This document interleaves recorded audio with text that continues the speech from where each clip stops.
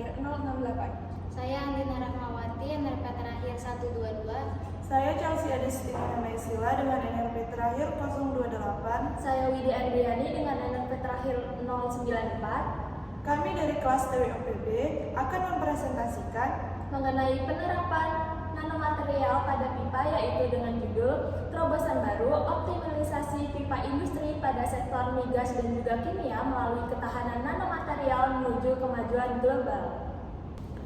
latar belakang yang kami ambil dalam judul ini yaitu dalam industri manufaktur atau pengolahan, pipa menjadi komponen vital yang berfungsi untuk mengalirkan bahan baku, bahan kimia, atau cairan hasil proses.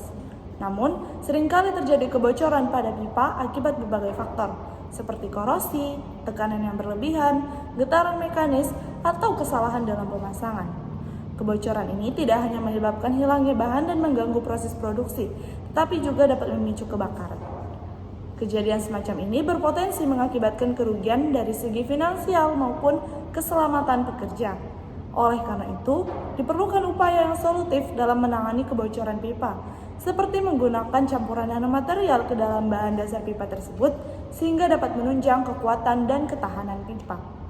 Oke, selanjutnya kami akan memaparkan tentang rumusan masalah serta tujuan.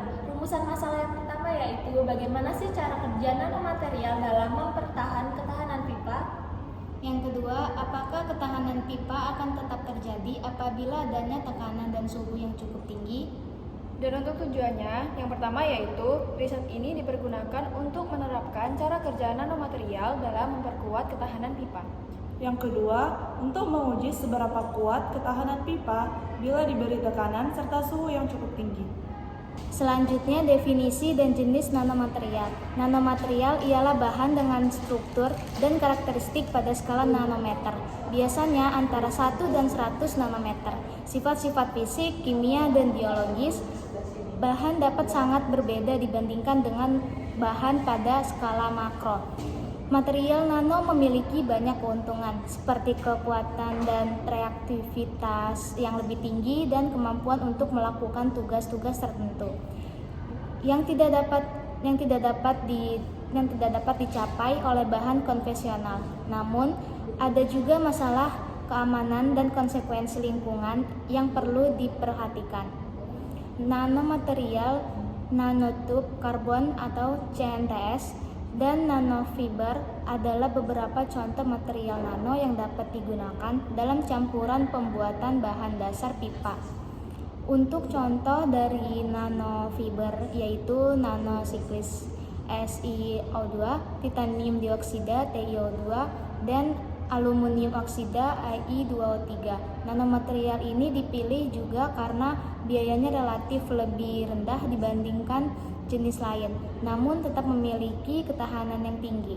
Kemudian, untuk keunggulan dan kekurangan dari nanomaterial yaitu penerapan nanomaterial dalam mengatasi kebocoran pipa memiliki potensi besar untuk meningkatkan keamanan dan efisiensi sistem perpipaan. Nanomaterial dapat digunakan untuk membuat pipa yang lebih kuat dan tahan lama, sehingga kemungkinan kebocoran memiliki skala yang sangat kecil. Karena masih belum meratanya informasi mengenai nanomaterial, menyebabkan perlu mencari informasi lagi yang lebih akurat mengenai nanomaterial itu sendiri, seperti dalam hal kesehatan. Dan berikut merupakan gambar dari contoh nanomaterial. Oke, kemudian terdapat cara kerja dari nanomaterial itu sendiri, yaitu nanomaterial akan ditambahkan ke dalam bahan dasar pembuatan pipa dan akan bergabung dengan bahan lainnya. Lalu, dengan keunggulan yang dimiliki oleh nanomaterial, seperti ukuran yang sangat kecil yang akan membuat celah-celah pada material akan menjadi cukup padat sehingga keretakan pada pipa dapat dikendalikan. Seperti pada carbon nanotubes atau CNT yang memiliki stabilitas termal, ketahanan pipa pada senyawa, kimia, dan sebagainya. Nah, sehingga walaupun terkena suhu ataupun tekanan yang tinggi, pipa dapat mempertahankan kekuatannya. Lalu, nanomaterial yang memiliki ukuran sangat kecil akan memiliki pipa yang akan bertambah ketahanannya, namun tidak akan membuat pipa menjadi lebih berat. Sehingga saat tiba-tiba terjadi tekanan tinggi, nanomaterial akan mencoba menghambat sebaran dari retakan. Nah, hal inilah yang menyebabkan ketahanan pipa akan berlangsung dengan tempo waktu yang cukup lama. Sekian presentasi dari kami, kurang lebihnya mohon maaf. Wassalamualaikum warahmatullahi wabarakatuh.